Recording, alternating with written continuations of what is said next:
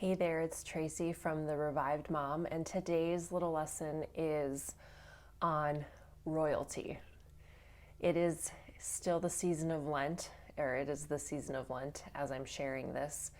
And I was looking actually through a Sunday school lesson that my kids were doing, and it talked about the color purple and how the color purple indicates royalty and how the Lenten season is represented through the color purple and Jesus is royalty, and it was giving that message. So Jesus is royalty, right? The Prince of Peace, the King of Kings, all of these things.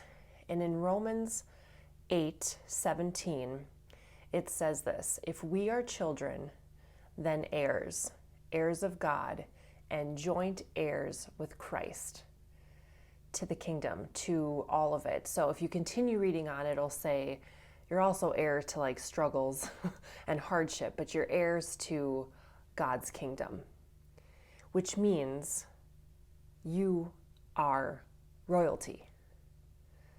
You are royalty. So how does royalty care for oneself? So as I continued on, just kind of thinking about this and thinking about our identity as royalty, how does royalty care for oneself? So in the Old Testament, the temple housed God's presence. So only the holiest of holy people could enter the temple into that very core to access God's covenant and spirit. And in the Old Testament, God's spirit was something that was fleeting. Like it would be descended upon someone, but God would take it away, could take it away in the Old Testament, right? And you'll find prayers of, please don't let your spirit leave me, especially in the Psalms of David, like, please don't let your spirit leave me, because they wanted that power that the Holy Spirit gave them. But in the Old Testament, before Jesus, it was something that was not accessible to everybody. In the New Testament, because of Jesus, we have the Holy Spirit. Like Jesus' sacrifice, him leaving, brought the Holy Spirit upon us into our lives. So in the New Testament, in 1 Corinthians 3:16, it says, do you not know that you are the temple of God, and the Spirit of God dwells in you? 1 Corinthians 6:19 through 20, it repeats, it says, do you not know that your body is a temple of the Holy Spirit within you, whom you have from God, and that you are not your own? For you have been purchased at a price, Jesus, right? Therefore glorify God in your body. So how do holy people care for themselves? They take care of themselves. You are a holy temple.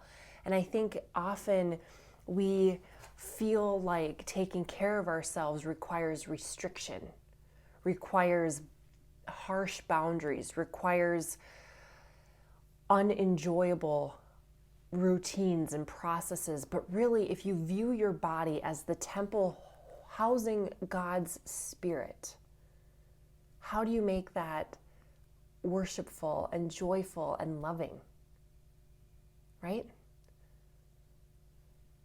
And then again, then they have a spot in 2 Corinthians 4, verse 4, or chapter 4, verse 16, and I kind of made a note that this is like a side note about aging. Therefore, we are not discouraged. Rather, although our outer self is wasting away, our inner self is being renewed day by day. So that's the message that I wanted to share with you today. I hope you're having a great day. Please share your thoughts, comment wherever you're viewing this, and I will talk to you soon. Take care.